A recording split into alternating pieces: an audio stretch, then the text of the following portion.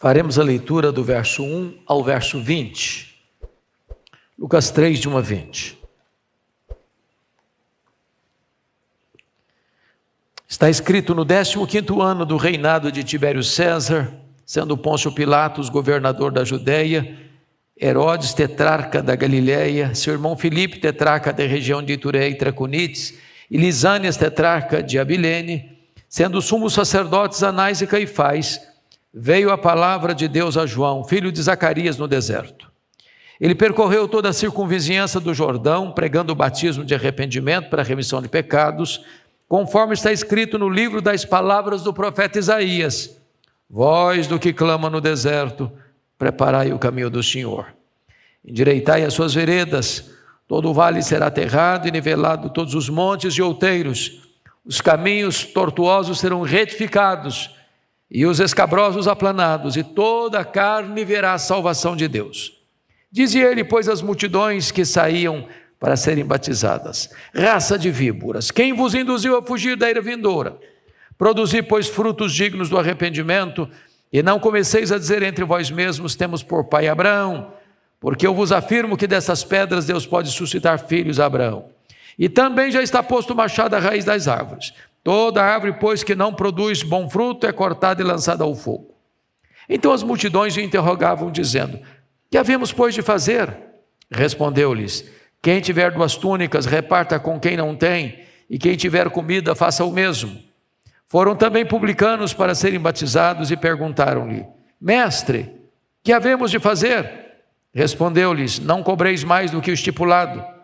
Também soldados lhe perguntaram: e nós que faremos? E ele lhes disse: a ninguém maltrateis, não deis denúncia falsa, e contentai-vos com o vosso soldo. Estando o povo na expectativa, e discorrendo todos no seu íntimo a respeito de João, se não seria ele porventura o próprio Cristo, disse João a todos: eu, na verdade, vos batizo com água, mas vem o que é mais poderoso do que eu, do qual não sou digno de desatar-lhe as correias das sandálias. Ele vos batizará com o Espírito Santo e com fogo. A sua pá ele a tem na mão para limpar completamente a sua eira e recolher o trigo no seu celeiro, porém queimará a palha em fogo inextinguível. Assim, pois, com muitas outras exortações, anunciava o evangelho ao povo. Mas Herodes, o tetrarca, sendo repreendido por ele, por causa de Herodias, mulher de seu irmão, e por todas as maldades que o mesmo Herodes havia feito, acrescentou ainda sobre todas a de lançar João no cárcere. Bom, eu quero falar então hoje, nesta noite, sobre o arauto do rei. João Batista é certamente uma das figuras mais emblemáticas da Bíblia. Poderíamos chamá-lo de dobradiça da Bíblia. Ele fecha o Velho Testamento e ele abre o Novo Testamento. João Batista foi elogiado por Jesus com uma referência muito distinta. Dentre os nascidos de mulher, ninguém foi maior do que João, disse Jesus. O propósito de Lucas, que era médico e historiador, é apresentar-nos João Batista. E apresentar-nos o contexto onde ele foi levantado por Deus para ser o precursor do Redentor. E então Lucas começa assim: no 15º ano do reinado de Tibério César. Acho que é da ciência de vocês que Tibério César sucede César Augusto, que governou de 27 a.C. a 14 depois de Cristo. Tibério César governa de 14 depois de Cristo a 37 depois de Cristo. Portanto, nós estamos falando aqui que João Batista é levantado no ano 29 da era cristã. Aqui começa o seu ministério. Se você pergunta como é que está a política do Império Romano, porque parte do geral para o particular, do império para a província, a notícia é que o Império Romano está sendo governado por homens maus, perversos, sanguinários. Logo depois, sucede Tibério César Calígula, um dos mais perversos homens da história, sucedido por Cláudio, depois sucedido por Nero, o homem que incendiou Roma e mandou matar Paulo e Pedro, sucedido por Vespasiano, que foi o camarada que inaugurou o Coliseu Romano E no governo dele que Jerusalém é tomada, destruída e o templo incendiado e os judeus dispersos pelo mundo. Depois ele é sucedido por Tito Flávio e por Domiciano, que é o camarada que vai deportar o apóstolo João para uma colônia penal, para a ilha vulcânica do Mar Egeu. Portanto, se você olhar o cenário político do império, é o pior possível. É o mais sombrio possível. Mas você pergunta, como é que estava a província de Israel quando João Batista foi levantado por Deus? E você prossegue na leitura no verso 1. Sendo Pôncio Pilatos governador da Judeia, Herodes tetrarca da Galileia, seu irmão Filipe tetrarca da região de Itureia e Traconice, e Lisânias tetrarca de Abilene. Tem algo muito estranho nesse verso.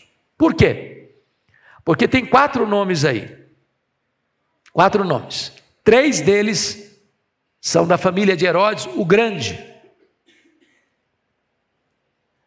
Mas o primeiro nome da lista não é da família herodiana, é um governador romano.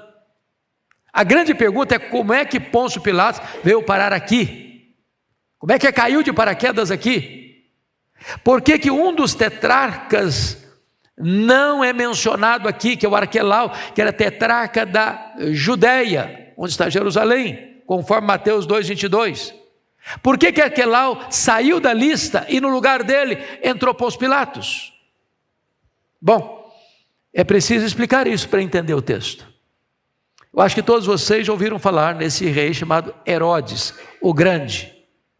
Foi o homem que construiu e embelezou e ampliou o templo de Jerusalém. Foi o homem que construiu a fortaleza de Massada. Foi o homem que construiu a fortaleza da Antônia. Foi um homem que tinha grande tino administrativo, mas era terrivelmente perverso. Casou-se 9 vezes, mandou matar boa parte dos familiares das suas mulheres, mandou matar a sua mulher predileta, Mariana, mandou matar seus filhos, mandou matar as crianças de Belém, na intenção de apanhar o Messias, que acabara de nascer em Belém da Judeia, e ele manda matar as crianças de 2 anos para baixo. O que é maravilhoso e traz descanso para a alma, é que os poderosos deste mundo também morrem. Só o Rei dos Reis permanece no trono. E Herodes morreu. Quando ele morreu, ele tinha muitos outros filhos, mas o território dele, de Israel, foi dividido em 4 partes, por isso nós chamamos de tetrarquias, e quem governa numa tetrarquia é um tetrarca. Então distribuiu da seguinte maneira: a Judéia ficou com Arquelau, a Galileia ficou com Herodes Antipas, a região de Itureia e Traconice ficou com Filipe, e a região de Abilene ficou com Lisânias. Só que esse tetrarca da Judéia, o Arquelau, foi tão mau, tão perverso, tão cruel, que o próprio povo judeu pediu para Roma: tira esse indivíduo daqui, nós não aguentamos mais, ele é pior do que o pai dele. Roma, embora governasse a província de Israel, mas quem estava com a máquina administrativa na mão era a família herodiana. O que Roma faz? Depressa, saca o Arquelau, bota o pé dentro de Jerusalém e nomeia um governador romano. Pilatos não é o primeiro, mas aqui está um governador romano na província da Judéia. A pergunta que eu faço a vocês é: esse time aqui, do verso 1, que está governando, é gente boa? Homens maus, homens corruptos, homens violentos, homens iníquos, homens perversos. Se o cenário político do império é sombrio, o cenário político da província está pior ainda. Bom, mas você pode argumentar o seguinte: bom, já que a política está sem solução, quem sabe a religião seja o porto seguro do povo. Mas como é que estava a religião? Prossigamos com a leitura no verso 2. Sendo os sumos sacerdotes Anás e Caifás. Ora, aqui já está algo estranho de novo, porque só tinha um sumo sacerdote, aqui tem 2. A religião está corrompida. O cargo de sumo sacerdote era da mais alta importância, porque o sumo sacerdote era o presidente do Sinédrio. O Sinédrio era composto de 71 membros, e o sumo sacerdote, necessariamente, era o presidente. O problema é que esse cargo era comprado a peso de ouro. Para vocês terem uma ideia, nos últimos 20 anos em Israel, 18 pessoas ocuparam esse cargo, comprado a peso de ouro. O Anás é o sogro, tinha sido deposto. O Caifás é o genro. Porém, nos bastidores, quem mandava era o sogrão, o Anás. Então, um era o sacerdote de direito, o outro era o sacerdote de fato. Tanto é verdade que quando Jesus foi preso, quem interrogou Jesus não foi Caifás, foi Anás. Mas quem deu a canetada para mandá-lo para o governador foi Caifás. Ou seja, a política está ruim, a religião está pior ainda. Aí você pergunta, mas tem esperança num cenário desse? Tem saída no cenário desse? E a resposta é que Deus é especialista em agir na hora da crise. Quando você aposta que a solução não vem mais, Deus vira a mesa da história. Deus cria um fato novo. Porque é nessa conjuntura que está escrito o seguinte no verso 2: veio a palavra de Deus a João, filho de Zacarias, no deserto. Em outras palavras, tem 400 anos que não vem palavra de Deus.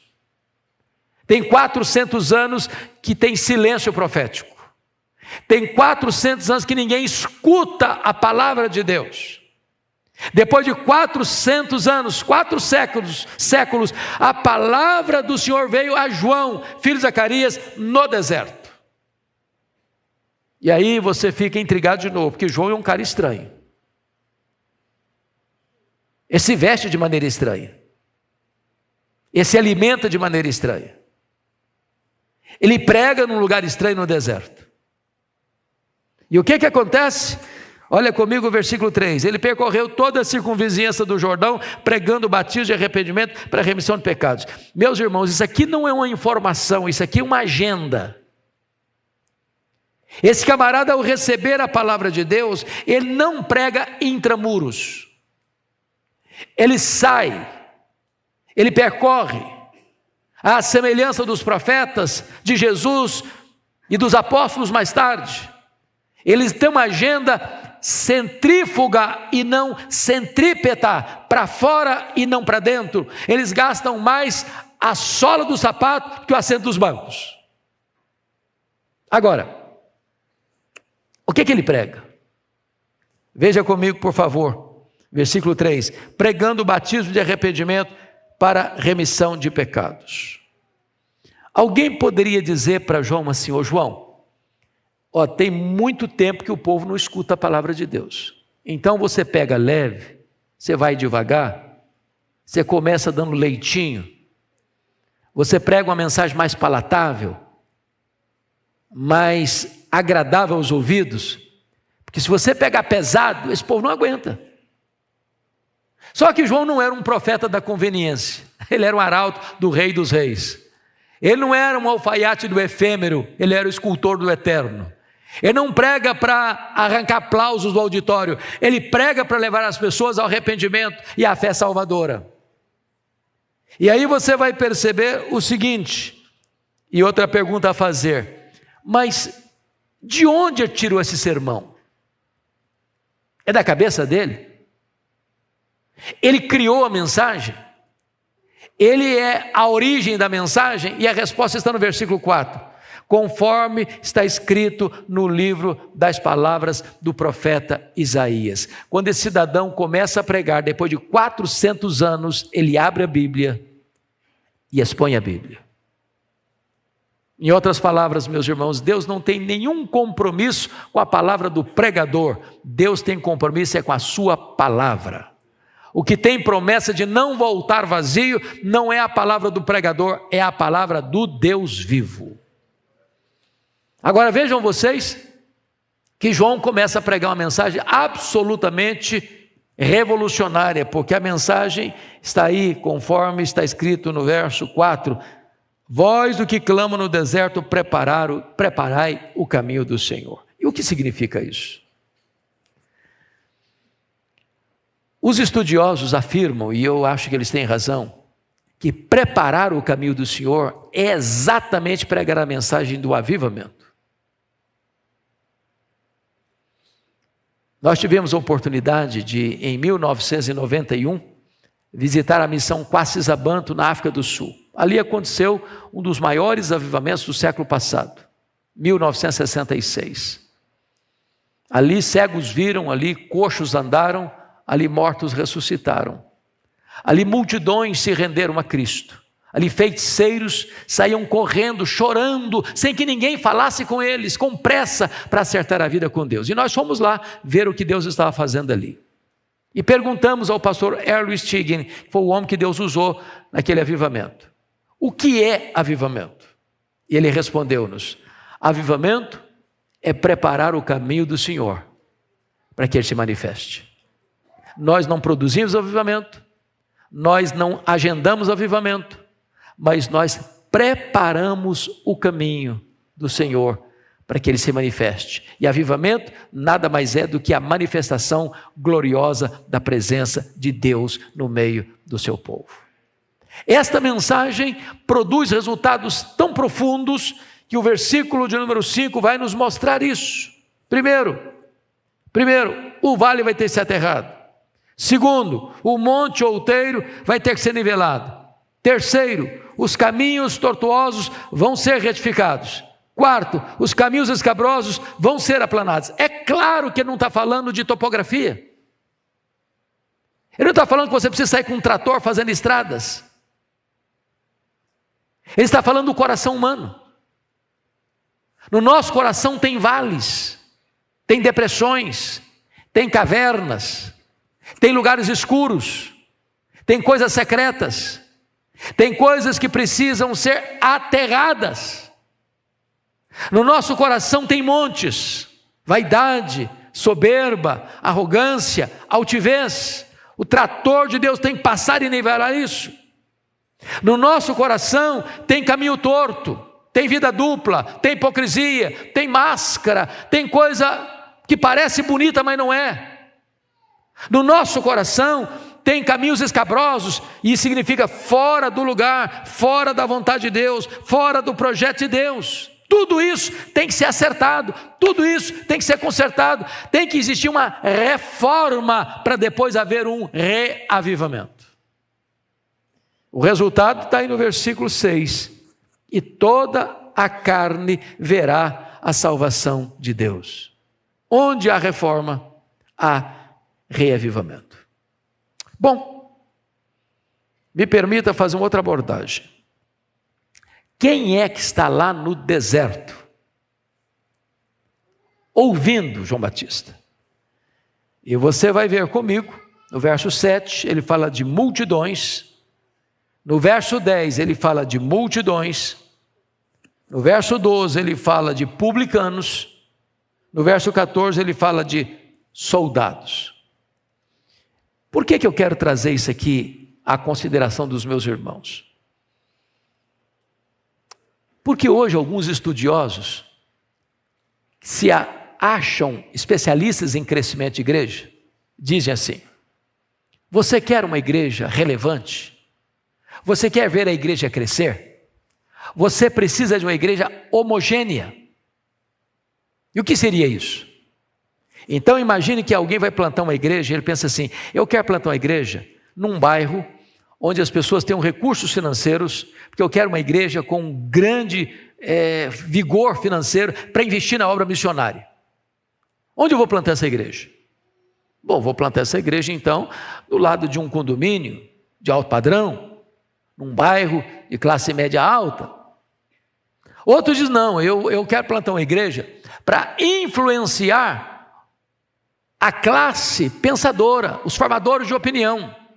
Eu quero uma igreja com gente com capacidade de influenciar o meio acadêmico, o meio artístico, o meio científico. Eu quero gente com esse naipe. Onde eu vou plantar uma igreja então? Bom, então eu vou plantar uma igreja ali do lado de uma grande universidade, de uma grande faculdade.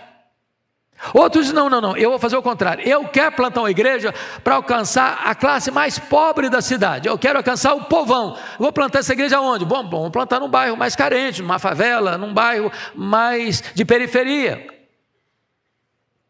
Quando eu olho para a Bíblia, sabe o que eu vejo? Nada disso. Nada disso. Nada disso. A igreja de Deus, irmãos, é o único lugar do mundo,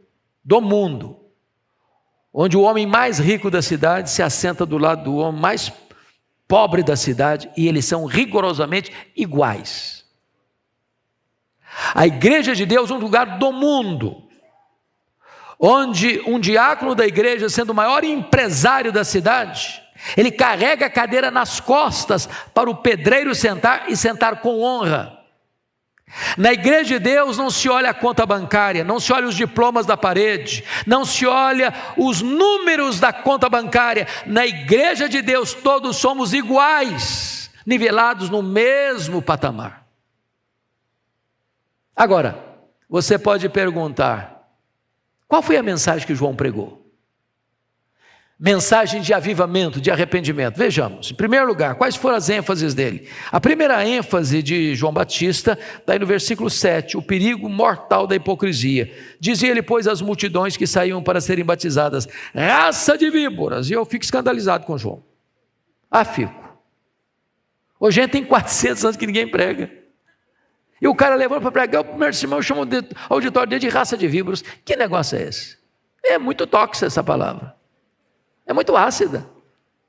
Por favor, não façam isso na igreja. Vai dar errado. Você vai ficar sozinho. Por que João Batista está fazendo isso? Você só consegue interpretar Lucas 3,7 à luz de Mateus 3,7. E o que está lá em Mateus 3,7? Quando João vê essas multidões vindo, ele vê muitos fariseus e saduceus. Esses dois grupos, fariseus e saduceus, na origem deles, eram gente que queriam reforma e reavivamento. Eles queriam fazer uma frente à helenização da igreja, à secularização da igreja, mas com o tempo eles se perderam. Mantendo a forma, mas perdendo a essência. Tornaram-se pessoas hipócritas. E esse time está vindo. E quando João vê esse time vindo, ele diz, raça de víboras. Por que ele falou isso? Porque a hipocrisia é pior do que o veneno das víboras. Quem botou o veneno das víboras nas víboras foi Deus, mas quem bota a hipocrisia no coração é o diabo. Segunda ênfase de João Batista, o perigo real do inferno, quando ele diz assim no verso 7 ainda, quem vos induziu a fugir da ira vindoura? Eu fico chocado de novo com João Batista, porque tem tanta coisa boa na Bíblia para pregar, e o cara prega o primeiro sermão e fala do inferno. Podia falar do amor de Deus, da graça de Deus, da bondade de Deus, da fidelidade de Deus, o cara prega sobre o inferno. É chocante isso. Mas é melhor ouvir sobre o inferno que ir para o inferno. Terceira ênfase dele, o perigo do falso arrependimento, versículo 8, produzir, pois, frutos dignos do arrependimento. Ou seja, não é arrependimento e novamente arrependimento, é arrependimento e frutos dignos de arrependimento. Talvez essa ênfase é necessária hoje por uma razão muito simples. Todos vocês já estão ouvindo, já leram sobre isso certamente, daquilo que se chama hoje de hipergraça. Que de graça não tem nada. Porque a mensagem que justifica o pecado e não o pecador. É a mensagem das igrejas inclusivas que dizem para as pessoas assim, venha como você está e permaneça como você quiser. O evangelho transforma o caráter, o evangelho transforma a vida. É arrependimento e frutos dignos de arrependimento. Quarta ênfase, o perigo da falsa confiança religiosa. Olha aí comigo o versículo 8. E não comeceis a dizer entre vós mesmos, temos por pai Abraão, porque eu vos afirmo que dessas pedras Deus pode suscitar filhos de Abraão. Qual o problema aqui? O problema aqui é que estão dizendo para João Batista assim, ô João Batista, alto lá, camarada. Você sabe quem nós somos? Eles estão dando carteirada no pregador. Eles estão dizendo assim, nós somos filhos do Abraão. Então não venha querer chamar a gente a atenção não, porque nós temos pedigree espiritual. Agora os verdadeiros filhos de Abraão não são aqueles que têm o sangue de Abraão correndo em suas veias, são aqueles que têm a fé de Abraão habitada em seu coração. A última ênfase que João Batista traz na sua mensagem é o perigo da vida infrutífera. Veja comigo o versículo 9. E também já está posto o machado à raiz das árvores. Toda árvore, pois que não produz bom fruto, é cortada e lançada ao fogo. Você quer saber se o cara é crente mesmo? Não escuta o que ele fala. Veja o fruto que ele produz. Agora a pergunta é, tem resultado uma mensagem dessa? Em tempos de avivamento, irmãos, o apelo não parte do pregador para o auditório, parte do auditório para o pregador. João Batista está pregando, e as multidões ao ouvirem a sua mensagem perguntam para ele, o que é que nós vamos fazer com esse sermão, João? E ele responde, quem tiver 2 túnicas, dê uma para quem não tem, quem tiver comida, faça o mesmo. O que é que João está dizendo? O que ele está dizendo é o seguinte, você quer saber se o cara é crente mesmo? Veja se ele é generoso, veja se ele não é mão de vaca, veja se ele não é pão duro, veja se ele não é avarento, veja se ele não é sovina. Crente tem o coração aberto, crente tem o bolso aberto, crente tem a casa aberta, crente é generoso. Agora, generosidade não é arrependimento, ninguém vai para o céu porque dá comida ou roupa para os outros. Generosidade é evidência do verdadeiro arrependimento e não um substituto do verdadeiro arrependimento. Mas quem está lá escutando João? Estão lá os publicanos, versículo 12. E eles estão escutando João e eles perguntam, mestre, olha essa palavrinha aqui, meio de jogar confete. Mestre, e nós? Vamos fazer o quê? João Batista responde assim, não cobreis mais do que o estipulado. Vocês sabem que a Receita Federal no Império Romano não tinha os mesmos aparatos de hoje, e então o que Roma fazia? Contratava um cidadão que era chamado de publicano para recolher os impostos de uma determinada região, com o compromisso de repassar aos cofres de Roma um valor devido, mas Roma não estava nem aí se ele cobrasse muito mais e embolsasse o resto da grana. Então os publicanos eram odiados, porque se enriqueciam ilicitamente, explorando o povo, impostos abusivos. João diz assim, você quer saber se o cara é crente mesmo? Veja se ele é honesto nos seus negócios. Veja se ele não passa a perna nos outros. Veja se ele não explora os outros. Veja se ele não dá propina ou recebe propina para levar vantagem. Veja se não tem caixa 2 moral na vida dele. Veja se ele é confiável nos seus negócios. Irmão, tem muito crente hoje que dá cheque sem fundo, embora ninguém usa cheque mais, mas faz outras coisas erradas. Tem muito crente que compra sabendo que não vai pagar, e não paga mesmo. Tem muito crente enrolado hoje. A igreja evangélica brasileira precisa de um choque ético. Agora veja bem que os soldados lá estavam também, versículo 14, os soldados perguntaram para João, João, e nós vamos fazer o quê? Que faremos? Ele respondeu, a ninguém maltrateis, não deis denúncia falsa, contentai-vos com o vosso soldo. Do que ele está falando? O que é isso? A ninguém maltrateis. Toda pessoa, irmãos, que está investido de autoridade, seja no poder executivo, seja no poder legislativo, seja no poder judiciário, seja na polícia, seja na vida espiritual, ele tem uma posição de liderança, ele corre um grande risco de massacrar quem está debaixo da autoridade dele. Não maltrate as pessoas, porque elas estão debaixo da sua autoridade. Não deis denúncia falsa. Do que ele está falando? É que os soldados estavam mancomunados com os cobradores de impostos para ganhar propina. Em outras palavras, chegava o cobrador de imposto, dizia para o cidadão assim, ô fulano, vim te comunicar que esse ano você vai pagar tanto de imposto. O cara dava um suspiro, Disse, mas eu não posso pagar isso tudo. Se eu pagar esse tudo de imposto, eu vou passar dificuldade na minha família. Pois é, mas você vai ter que pagar. É isso aí. E o cara não discutia, não ia embora. Chegava o soldado, falei, fulano, é isso mesmo, você vai pagar tanto. Mas eu não posso pagar isso tudo. Ou você paga, ou eu te denuncio. Ser denunciado por um soldado romano, numa província governada pelo Império Romano, é botar a cabeça a prêmio. Parte dessa grana ia para o bolso do soldado. João Batista diz assim, contente com o seu salário. Você quer saber se o cara é crente mesmo? Veja se ele não cria mecanismos de corrupção para desviar dinheiro para o bolso dele. Esse negócio de corrupção não existe mais no Brasil, já foi superado há muito tempo. Não é um problema que acontece mais na nossa geração. Mas eu acho que João Batista precisa voltar para o deserto, ou melhor, para as ruas, para as praças, para as avenidas.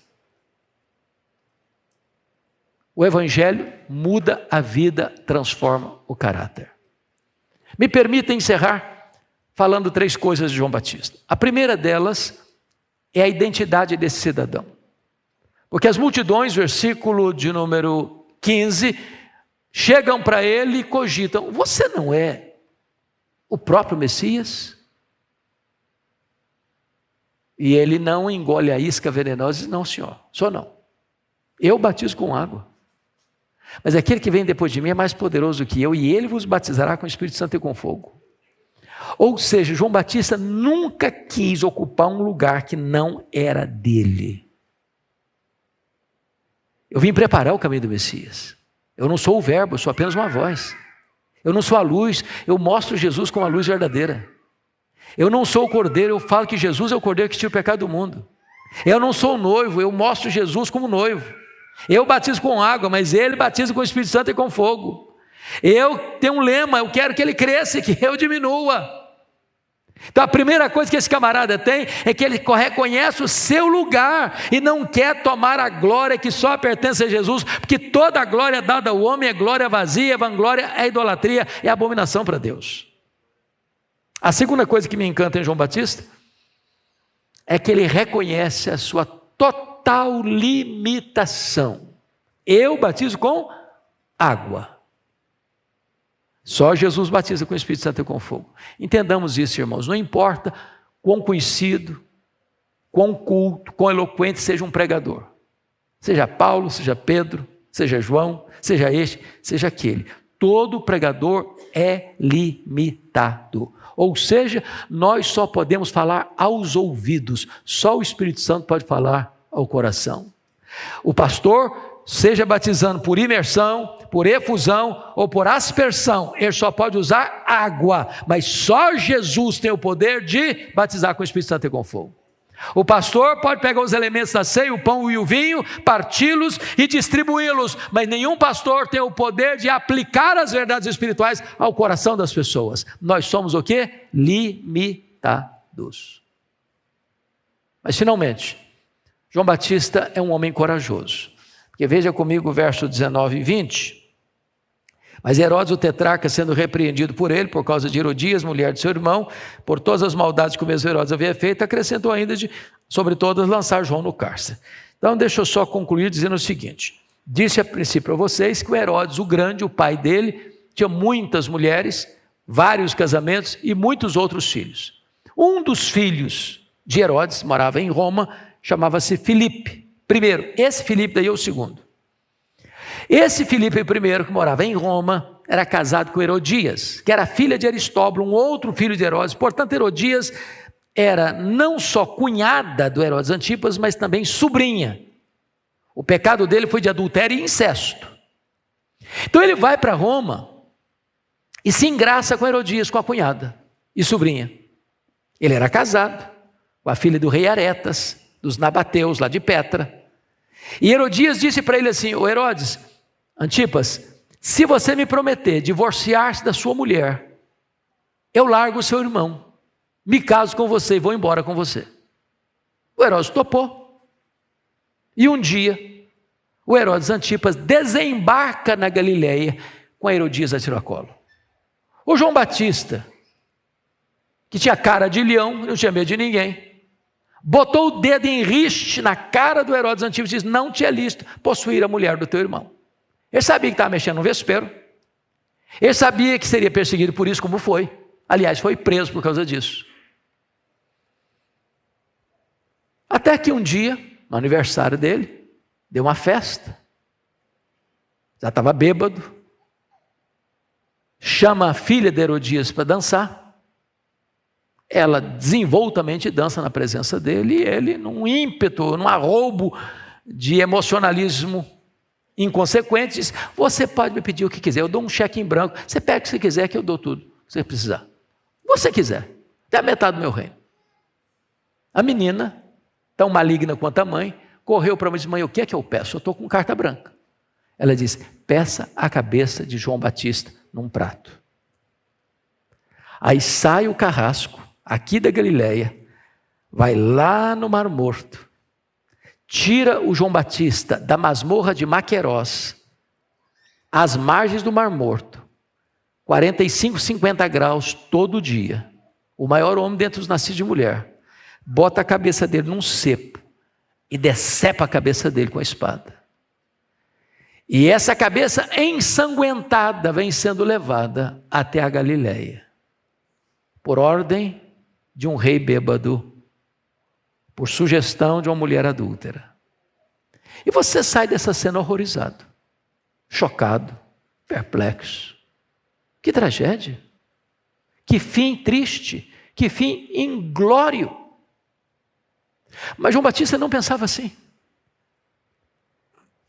João Batista preferia perder a cabeça do que perder a honra. Preferia morrer a transigir com o pecado. E ele entendia uma coisa: se vivemos, para o Senhor vivemos. Se morremos, para o Senhor morremos. Quer pois vivamos, quer pois morramos, nós somos do Senhor. Eu pergunto a vocês, para fechar: quem hoje bota o nome num filho de Herodes? Quem? Só um desavisado. Ou um maluco. Mas João Batista, ainda que morto, continua falando, inspirando e motivando gente no mundo inteiro a andar com Deus.